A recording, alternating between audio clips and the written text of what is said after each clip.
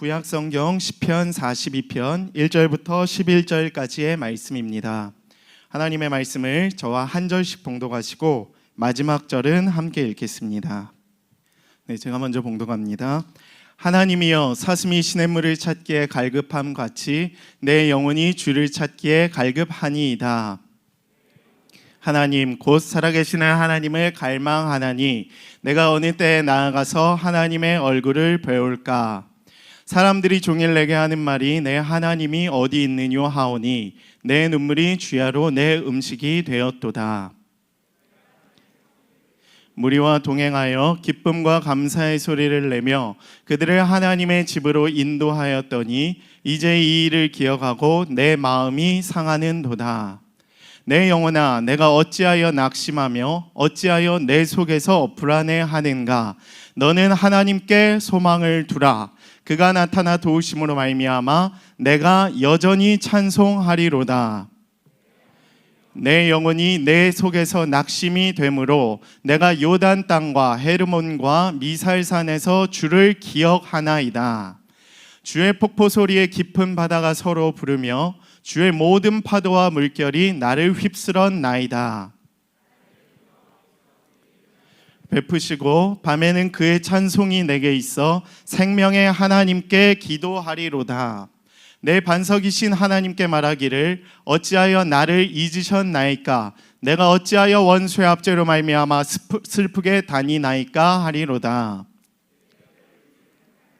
내 대적이 나를 비방하여 늘 내게 말하기를 내 하나님이 어디 있느냐 하도다. 함께 읽겠습니다. 내 영혼아, 내가 어찌하여 낙심하며 어찌하여 내 속에서 불안해하는가. 너는 하나님께 소망을 두라. 나는 그가 나타나 도우심으로 말미암아 내 하나님을 여전히 찬송하리로다. 아멘. 네, 시원한 바람이 불기 시작했습니다. 시원하시죠? 무더운 여름이 끝나고 시원해지니까 어떤 것이 생각이 나시나요? 기도하기 참 좋은 계절이 된 것입니다. 예배하기가 너무 좋은, 무더웠을 땐 사실 에어컨이 없으면 예배당 가운데 나오는 길도 또 이 가운데서 함께 예배하는 일도 사실 그다지 쉽지 않았지만 하나님께서 또 좋은 날씨를 주셔서 우리 가운데 무더위를 또 이제 거두시고 또 새로운 바람과 새로운 날씨를 허락해 주셨습니다. 그 시원함 가운데서 우리가 하나님께 더 나아가고 하나님을 기뻐하며 예배하는 시간이 되기를 소망합니다. 제가 매주 목요일 새벽 또 주일 오후 2시 이제 청년부 예배를 설교를 하는데 또 그때에도 하나님께서 부어주시는 은혜가 있지만 오랜만에 이 또 수요 부흥 예배 설교 자리에 서니까 남다른 은혜가 있는 것 같습니다. 특별히 오시는 분들의 또 이 예배에 대한 태도, 그 모습이 그 예배를 결정짓는 것 같습니다. 그리고 그 설교자의 마음, 또 영적인 그 하나님의 메시지를 이렇게 만들어 주시는 것 같아요. 특별히 오늘 하나님께서 여러분들의 그 갈급함 가운데 저에게도 샘솟는 말씀의 은혜를 부어주시는 것 같습니다. 오늘 갈급한 마음으로 또 헐떡거림으로 하나님의 말씀을 사모하며 나온 여러분 모두에게 하나님께서 소망의 메시지를 주심으로 말미암아 지쳐있는 여러분 가운데 위로를, 낙심 가운데 빠져있는 여러분에게 회복의 은혜를, 또 그리고 주저앉아 있는 여러분들에게 다시 일어설 수 있는 소망과 능력의 힘을 더하여 주시리라 믿습니다. 저는 오늘 이 시간 너는 하나님께 소망을 두라라는 제목으로 하나님의 말씀을 함께 나누고자 합니다. 이 시간 함께 좀 우리 선포했으면 좋겠습니다. 너는 하나님께 소망을 두라. 한 번 더 고백합니다. 너는 하나님께 소망을 두라. 네, 오늘 이 말씀은 너무 좋아요. 여러분, 사실 설교가 필요 없는 말씀 중에 하나인 것 같습니다. 시편에서 다윗의 시편이 한 절반 정도 돼요. 150편 중에 70여 편이나 되죠. 70여 편이 좀 넘는데 다윗의 시편을 제외하고 가장 유명한 시편 중 하나일 것입니다. 고라 자손의 시편인데 너는 하나님께 소망을 두라. 사실 설교가 필요 없을 정도로 이 말씀 자체로 은혜가 되고 이 말씀 자체로 하나님의 음성이 들리는 메시지죠. 오늘 이 시간 선포하기를 원합니다. 여러분, 이 문자적으로는 고라 자손이 스스로에게 선포를 하는 거예요. 하나님이 우리에게 주시는 말씀이 아니라 내가 내 안에 있는 영혼에게 선포를 하는 거예요. 다짐을 하는 겁니다. 결단을 하는 거예요. 내 안에 있는 내 영혼아, 너는 누구에게 소망을 두라? 하나님께 소망을 두라는 거예요. 내 삶에 낙심이 있고, 내 삶 가운데 주저함이 있고, 내 삶 가운데 어려움이 있지만 왜 불안해하느냐? 왜 힘들어 하느냐? 이전에도 하나님이 우리 붙들어 주시지 않았느냐? 그 하나님 믿고 너는, 내 영혼은, 우리는 이제 하나 되어서 우리의 소망 대신 하나님께 우리의 희망을 두라라고 결단을 하고 있는 거예요. 오늘 여러분의 고백이 될 수 있게 되기를 축복합니다. 내 스스로에게 다짐을 하세요. 내 스스로에게 결단을 하세요. 오늘 예배드리고 있는 나 누구야, 내 영혼아, 너는 하나님께 소망을 두라. 내 안에서 불안해하지 말고, 내 안에서 떨지 말고, 낙심하지 말고, 주저해하지 말고 하나님께 소망을 두는 삶을 살아가기를 바란다라고 결단하실 수 있는 자들이 되기를 소망합니다. 그 고백이 오늘 설교가 끝나는 그 시간에 여러분의 고백이 될 수 있게 되기를 축복합니다. 여름이 끝났죠. 여러분, 여름 휴가 혹시 다녀오셨습니까? 오늘이 이제 9월 1일이에요. 9월 하반기가 시작이 되었습니다. 놀랍도록 힘들었던 그 코로나 시기가 지나고 이제 하나님께서 새 일을 행하실 하반기가 본격적으로 시작이 되었습니다. 저는 여름 휴가 때 강원도 평창군을 다녀왔습니다. 평창, 그 중에서도 이제 평창군, 대관령면, 봉평면, 여러 가지 면이 있지만 제가 그 중에서도 대관령을 굉장히 좋아합니다. 그래서 이번에 여름 휴가 때도 좀 바람도 쐬고 자연 속에서 쉼을 누리기 위해서 대관령을 좀 다녀왔습니다. 왜냐하면 거기에는 제가 대학부 시절에 나의 온 몸과 마음을 쏟으며 헌신했던 국내 선교의 은혜의 흔적들이 있기 때문에 그곳을 제가 굉장히 좋아해요. 제가 대학부 시절에 4년 반 정도 이렇게 보냈는데 그 기간 동안 4년 동안 6번의 이제 국내 선교를 대관령으로 갔다 왔습니다. 그러니까 겨울에 갔다 오면 잠깐 쉬었다 여름에 국내 선교를 또 준비하는 그런 삶을 계속해서 살았던 것 같습니다. 그래서 제 인생의 가장 뜨거웠던 순간은 그때였던 것 같아요.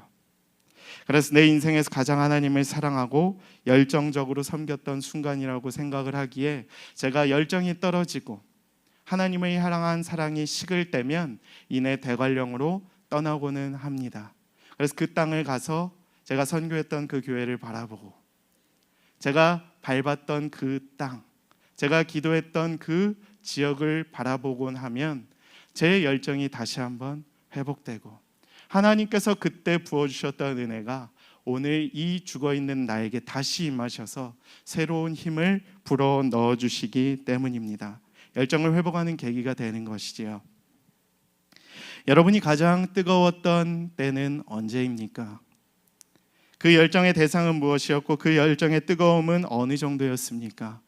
일이었을 수도 있고 몇십 년 전이긴 했지만 사랑이셨을 수도 있고 자녀를 향한 사랑, 부모를 향한 사랑, 또 관계적인, 영적인 그러한 사랑이었을 수도 있습니다. 그런데 그 열정이 아직 여러분에게 남아 있으십니까? 예배를 드릴 때 아직도 가슴속에 하나님에 대한 만남에 대한 설렘, 기대, 그리고 집중하길 원하는 그 마음을 지키고 계십니까?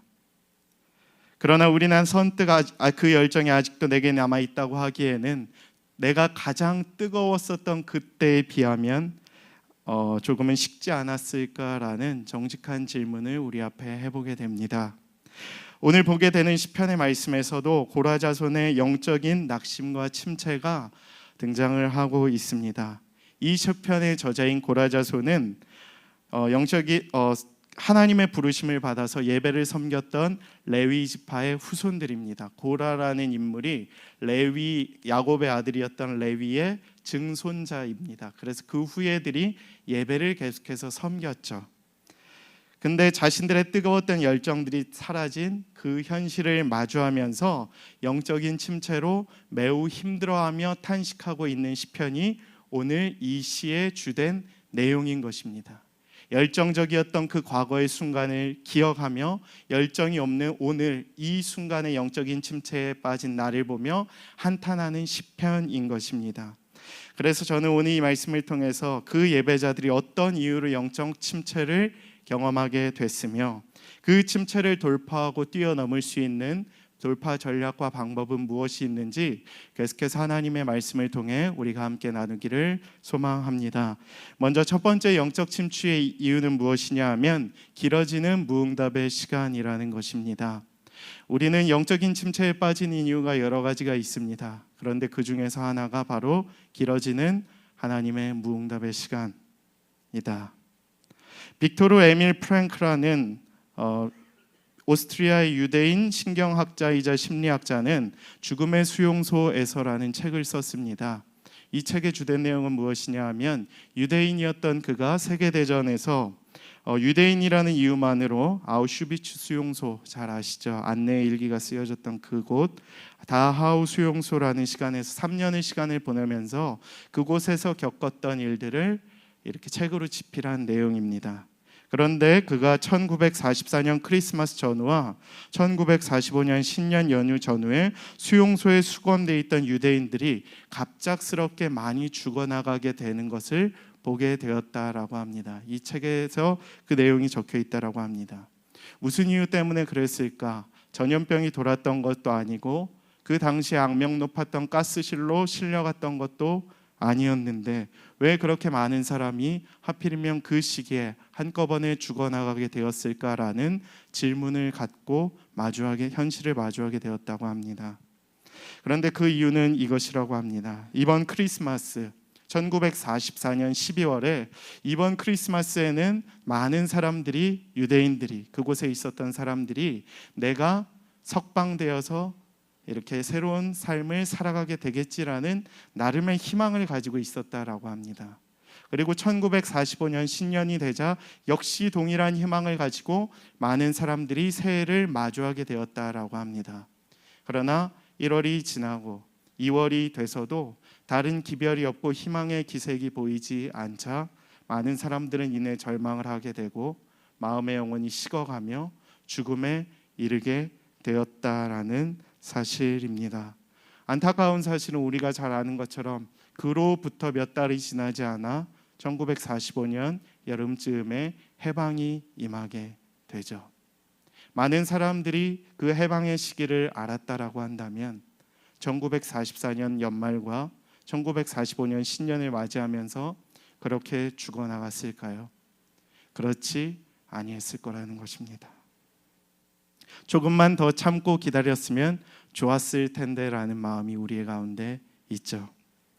이처럼 우리는 오랜 기다림이라고 할지라도 끝을 알 수 있을 때에는 희망과 열정을 가지게 돼요.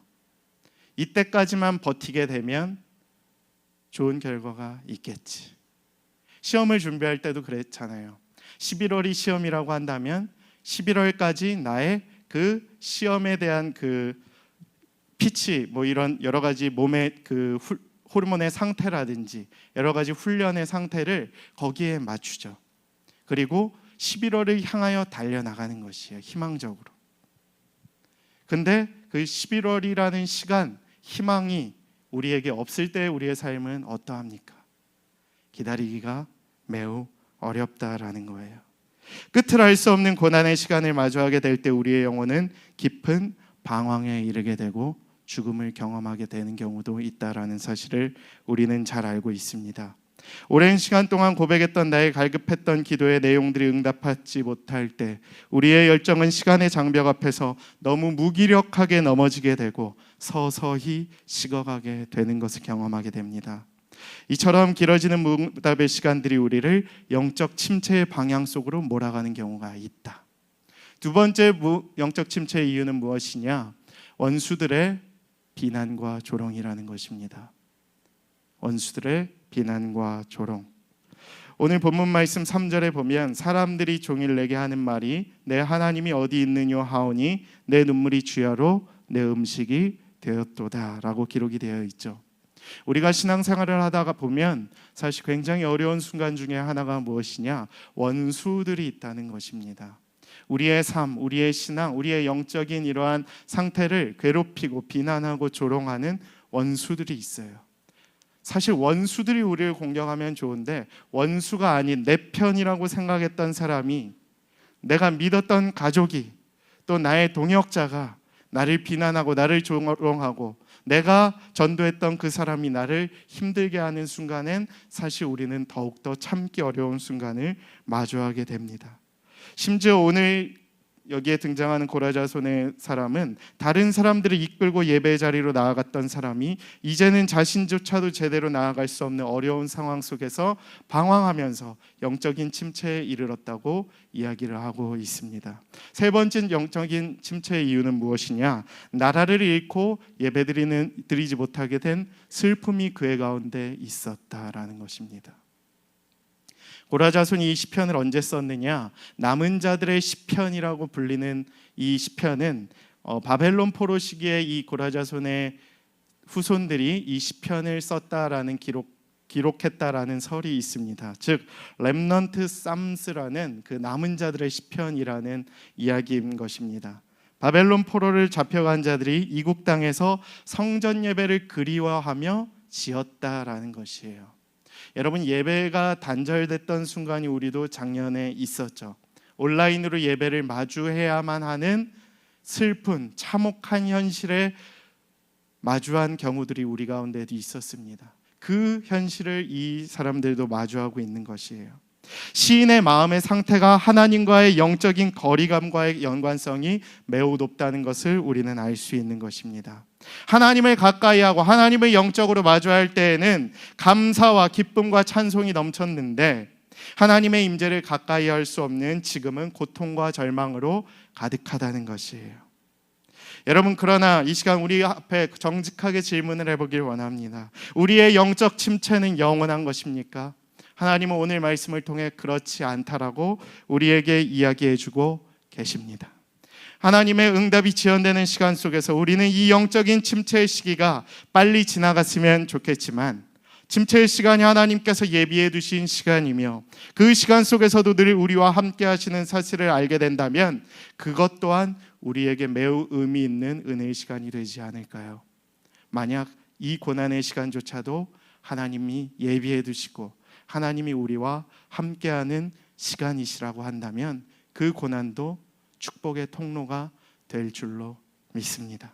그리고 하나님께서 우리의 그 고난 안에 함께 계시며 언젠가 우리의 타버린 열정을 다시 뜨겁게 회복시켜 주시리라 믿습니다. 그렇기에 우리는 소망을 갖고 영적인 침체 속에서도 여전히 나와 함께 하신다는, 하나님이 나와 함께 하신다는 사실을 믿고 붙잡아야 할 줄로 믿습니다. 고라자손이 겪었던 영적 침체와 고난의 순간도 하나님 나라의 거룩한 영적인 밑거름이 되었듯이 우리 인생의 가장 어둡고 어렵고 힘든 순간조차도 훗날 우리의 뒤를 따라오는 다음 세대에게 새로운 영적 회복의 메시지가 되리라 믿습니다. 그렇다면 어떻게 우리는 이 영적 침체로부터 벗어나 다시 주님의 임재 가운데서 그 거룩한 열정을 회복할 수 있을까요? 우리는 계속해서 하나님의 말씀을 통해 그 영적 탈출 방법과 돌파 전략에 대해서 함께 말씀을 통해 나누어 보고자 합니다. 먼저 첫 번째 메시지는 다음과 같습니다. 영적 침체로부터의 탈출 방법 첫 번째 메시지는 이전의 영광을 기억하며 잘 기다리라는 것입니다. 이 시간 저를 한번 따라해 주시겠습니까? 이전의 영광을 기억하며 잘 기다리십시오. 신앙은 기다림이에요. 기다림의 연속입니다. 인생 역시 기다림의 연속이죠. 우리는 할 일을 하는 시간보다 어찌 보면 기다리고 준비하는 순간이 훨씬 더 많은 것 같습니다. 영광의 순간은, 승리의 순간은 사실 짧죠. 그러나 그 승리를 맛보기 위해서 준비하는 시간은 굉장히 길죠. 올림픽에 나가는 선수들이 4년을 준비합니다. 사실 그 올림픽을 금메달을 따기 위해서 시합을 하는 그 시간은 굉장히 짧죠. 토너먼트로 진행이 된다라고 한다면 몇 경기 안 됩니다. 며칠이 안 돼요. 사실 시간으로 치면 몇 시간도 안 되죠. 근데 그 몇 시간도 안 되는 시간을 위해서 4년 또는 8년 그 이상의 시간을 준비하는 것입니다. 우리의 인생도 그렇죠. 하나님께서 우리에게 맡겨주신 그 사명의 순간을 이루기 위해서 얼마나 많은 시간을 기다리고 준비하는지 모릅니다. 그 짧은 한 번의 순간을 위해서. 그렇기 때문에 기다림 자체가 좋은 믿음이에요. 그 자체가 이미 온전한 승리를 이룬 것입니다. 그러나 기다림이 사실 쉽지는 않죠. 기다림의 고통은 어떠합니까? 사실 굉장히 힘들어요. 견디기가 어렵죠. 믿음이 흔들리죠. 어떤 일은 이 일의 출구가 내 능력에 바뀐 경우도 있습니다. 내 뜻과 내 힘으로는 할 수 없는 경우들도 있어요. 그러나 오늘 우리에게 하나님은 말씀하십니다. 믿고 기다리라는 거예요. 저는 권면드리고 싶습니다. 믿고 기도한 일이 있으면 하나님께 맡겨 드리십시오. 그러면 하나님이 이루어 주실 줄 믿습니다. 모든 신앙의 길은 그런 거예요. 믿고 기도했다면 이젠 하나님께 맡겨 드리는 것입니다. 그러면 하나님의 때에 하나님의 방법으로 하나님의 길을 열어 가시는 것입니다. 우리의 길을 열어가는 게 아니라, 내 뜻을 열어가는 게 아니라, 내 방법대로 열어가는 게 아니라 하나님이 내 인생 가운데 계획하신 그 길을 열어가시는 거예요. 그것을 우리는 믿고 기다리는 거죠. 여러분 비행기 타보신 분들은 아실 거예요. 우리가 비행기 티켓팅을 하죠. 체크인을 하죠. 수속을 밟죠. 그리고 비행기에 타죠. 타는 순간 어떠합니까? 짐을 다시 신경 쓰고 이 비행기가 잘 가고 있나 안 가고 있나 계속해서 기장에게 확인하고 그렇게 하나요? 아니죠. 그냥 타는 순간, 비행기가 뜨는 순간 어떻게 합니까?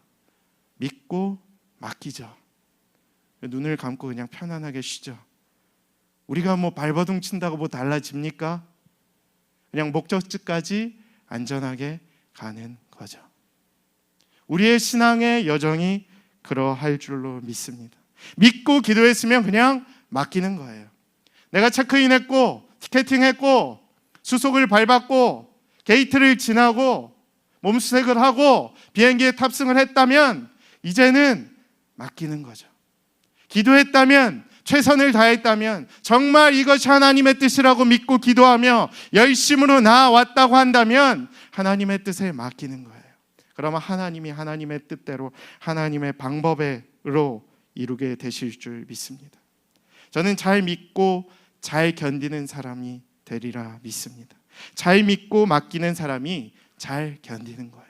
신앙이란 그런 것이죠. 여러분에게 그런 인내의 은혜가 있기를 간절히 축복합니다. 근데 그 기다림의 힘은 언제로부터 나오느냐? 이전 영광으로부터 나온다.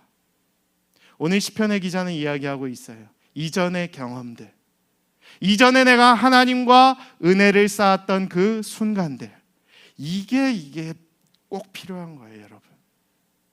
제가 대관령 갔다 온 지 벌써 한 8년이 넘었죠. 20대 중후반, 저의 젊음을 불태웠던 시절인데 처음 갔었던 때가 벌써 10년이 넘죠. 근데 아직도 그때만 생각하면 가슴이 뛰어요. 아직도 힘든 순간에 그때를 떠올리면 정말 하나님이 나의 어려운 가운데에서도 일으켜 주시리라는 확신이 있습니다. 이전의 영광은 지금의 고난을 마주하는 나에게 인내라는 힘을 북돋아주는 계기가 되는 것입니다. 여러분에게도 이전의 영광이 있습니까? 이전에 하나님과 뜨거웠던 경험이 있으십니까? 이전에 하나님을 향하여 여러분의 열정과 인생을 내어드렸던 그 순간이 있으십니까? 그것을 기억하며 잘 견디실 수 있게 되기를 축복합니다. 이전의 영광이 현재의 고난에 대한 비난과 판단의 이유로 사용되는 것이 아니라 영적인 회복을 위한 회복의 통로가 될 수 있게 되기를 간절히 축복합니다. 지금부터라도 하나님과의 많은 은혜의 흔적들을 남기십시오. 먼 훗날 여러분이 힘들 때, 고난에 빠졌을 때에, 여러분의 인생 가운데 여러분이 다시 일어설 수 있는 희망과 회복의 통로가 될 줄로 믿습니다. 두 번째 영적 침체로부터의 탈출 방법은 무엇이냐? 예배와 기도의 자리를 사모하라는 것입니다.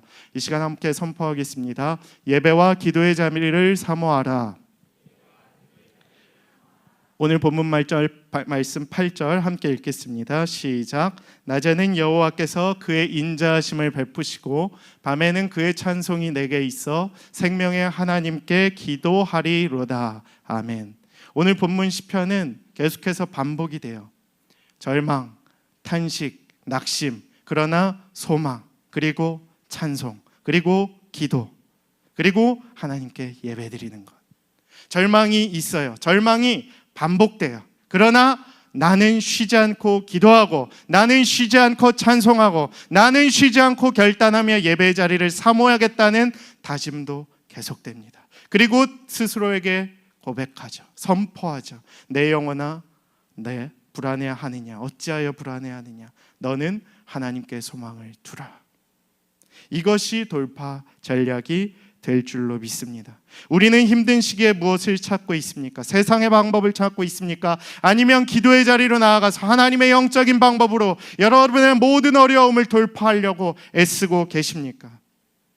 전성민 작가가 쓴 한 번이라도 모든 걸 걸어본 적이 있는가라는 책의 3장의 제목은 이와 같이 기록되어 있습니다. 내가 정말 간절하게 원하고 있는 것이 맞는가? 여러분의 그 갈급함 한번 하나님 앞에 내어놓고, 정말 내가 하나님 앞에 갈급한 마음이 있는가 다시 한번 되돌아볼 수 있게 되기를 축복합니다. 하나님, 내가 이 기도 제목을 가지고 나와왔습니까? 정말 갈급하게 이 기도 제목을 가지고 헐떡거림으로 주님 앞에 나아가오니 이 기도의 제목을 주님 앞에 올려드리오니 하나님 응답하여 주시옵소서. 이런 갈급함이 여러분에게 있게 되기를 소망합니다. 진짜 힘든 상황 속에 있는 사람을 본 적이 있습니까? 우리 금요 성령 집회를 했었잖아요. 벌써 2년 전 일이죠. 저는 깜짝 놀랐습니다. 목양교회 5년 전에 왔을 때 금요 성령 집회가 있다고 해서 무슨 그냥 금요 철야 정도겠지 하고 왔는데, 와, 이건 뭐 엄청난 집회더라고요. 동물의 절규와 같은 그 기도 소리 들어보셨습니까? 제가 목소리가 좀 큰 편인데 저보다 더 큰 목소리로 기도하시는 권사님들이 수두룩하신 거예요. 주여! 이렇게 기도를 하시는데 방언으로 기도하시고, 이게 갈급함이구나. 난 진짜 아무것도 아니구나. 아직 기도의 짬밥을 더 쌓으려면 진짜 아직 멀었구나. 이런 겸손함이 있더라고요. 우리의 갈급함이 그와 같아야 된다라는 겁니다. 한 가지 요약을 나누고자 합니다. 예전에 국민연금의 광고 중에 하나, 제가 청년부 때 나눴는데 이런 광고가 있었습니다. 국민연금 아시죠? 다 드시는 분들이 있는데 예전에 이런 광고가 있었다고 해요. 붓는 것은 요만큼, 받는 것은 이만큼, 이렇게 광고를 했다라고 하더라고요. 여러분, 이런 것이 있습니까? 없죠. 사실 붓는 것은 요만큼이고 주는 것은 이만큼, 이런 게 어디 있습니까? 세상에 공짜는 없죠. 혹시 우리의 영적인 기도가 그와 같지 않습니까? 하나님께 기도하는 것은 요만큼, 하나님께 받길 원하는 것은 이만큼. 여러분의 기도가 그와 같지 않습니까? 내가 요만큼 기도하면서 이만큼 받기를 원하는, 세상에서도 없는 그러한 영적인 원리를 가지고 하나님 앞에 기도하며 나아가고 계시지는 않습니까? 내가 급할 때만 잠깐 하나님을 찾는 것이 아니라 언제 어느 때나 나의 기도를 받으시길 원하는 하나님께 간절함으로 나아가실 수 있게 되기를 축복합니다. 2021년과 하반기에 우리의 모든 예배와 모든 사역이 그와 같을 수 있게 되기를 소원합니다. 마지막 세 번째 돌파 전략은 무엇이냐? 하나님께 소망을 두라는 것입니다. 이 시간 자기의 영혼에게 선포하며 우리 함께 힘있게 고백하길 원합니다. 하나님께 소망을 두라. 내 영혼아, 어찌하여 낙심하느냐? 너는 하나님께 소망을 두라. 하나님께 소망을 두라. 하나님께 소망을 두는 우리의 삶이 되기를 소망합니다. 왜 우리는 낙심하고 왜 불안해하고 있습니까? 오늘 시인은 낙심과 불안은 성소의 예배로부터 멀어짐으로부터 나왔다라고 얘기를 해요. 그때를 생각했을 때 내가 멀어졌기 때문에, 하나님과의 관계가 단절됐기 때문에 내가 이렇게 힘든 영적인 침체를 겪었다라고 합니다. 그것이 나의 낙심과 불안의 이유가 되었다라고 합니다. 내가 바라봐야 할 곳을 바라보지 못하고 다른 곳을 바라보며 있었기 때문에, 하나님과의 관계가 단절되고 하나님을 멀리 했기 때문에 내 영혼의 침체가 찾아왔다라고 이야기하고 있습니다. 그리고 스스로에게 돌파 전략, 회복의 방법을 이야기하고 있죠. 왜 불안해하고 있느냐? 왜 낙심하고 있느냐? 너는 하나님께 소망을 두라.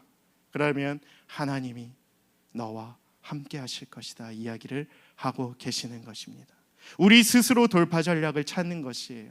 어려울 때일수록 내 스스로에게 다짐을 하는 거죠. 왜 내 영혼아, 왜 하나님의 사람이 내 안에서 불안해하고 낙심하며 떨고 있느냐? 그것은 하나님의 사람이 할 것이 아니다. 오직 주님의 사람은 어려울 때라 할지라도 낙심하고 불안해하는 것이 아니라 오직 소망을 하나님께 두며 담대함으로 하나님을 바라보며 나아가는, 희망을 가지고 살아가는 삶이 되어야 한다라고 이야기를 하고 있죠. 하나님은 신실하신 분이에요. 저는 이 사실을 믿습니다. 하나님이 신실하시다는 것은 무엇이냐? 신뢰가 있고 성실하다는 분이십니다. 결코 우리를 저버리지 않는 분이신 거예요. 하나님의 가장 큰 특성 중에 하나는 신실함이에요. 완벽하신 창조주이신 하나님이 신뢰도 있고 성실하시기까지 해요. 그럼 믿는 자들에게 무엇을 주시겠습니까? 복을 주시겠죠. 고난을 주시더라도 그 고난 가운데서 인내하는 법을 배우고 돌파할 수 있는 힘, 넉넉한 믿음의 성장을 주심으로 말미암아 사명을 감당할 수 있는 힘을 주시는 신실하신 하나님이시라는 겁니다. 그래서 고난 가운데 있는 믿음의 자녀들이 계십니까? 담대하게 스스로에게 선포하십시오. 왜 불안해하는가? 너는 하나님께 소망을 두라. 신실하신 하나님이 나의 고난 가운데에서도 돌파의 전략을 주시며 방법을 주시며 다시 일어설 수 있는 힘을 주심으로 말미암아 그 은혜 가운데 있는 소망으로 우리의 이 고난의 흔적조차도 먼 훗날 우리의 믿음의 여정을 따라올 우리의 자녀들과 믿음의 세대들에게 회복의 메시지와 통로가 되게 하여 주실 줄 믿는 것입니다. 여러분, 그 믿음으로 살아가실 수 있는 여러분의 삶이 되기를 축복합니다. 우리를 도우심으로 말미암아 다시 예배를 회복하고 하나님을 찬양할 수 있는 힘을 우리에게 부어주실 것이에요. 언제? 우리 스스로가 결단하며 나아갈 때에. 나의 아픔, 자녀의 시험의 불안, 자녀의 결혼에 대한 걱정, 내 스스로 육신에 대한 연약함의 문제들을 하나님 앞에 솔직하게 내어놓고 담대하게 기도하며 하나님께 소망을 두는 삶을 살아나갈 때에 하나님께서 우리에게 소망이 되어 주시리라 믿습니다. 내 영혼아 어찌하여 낙심하며 어찌하여 내 속에서 불안해하는가? 너는 하나님께 소망을 두라. 나는 그가 나타나 도우심으로 말미암아, 하나님이 나타나 도우십니다. 가만히 계시지 않고 신실하신 하나님께서 결국 끝에는 도우심으로 말미암아 우리에게 찬송하는 영광의 기쁨의 순간을 허락하여 주시리라 믿습니다. 이 시간 그 소망 되시는 하나님을 기억하며 우리 함께 찬양하며 나아가기를 소망합니다.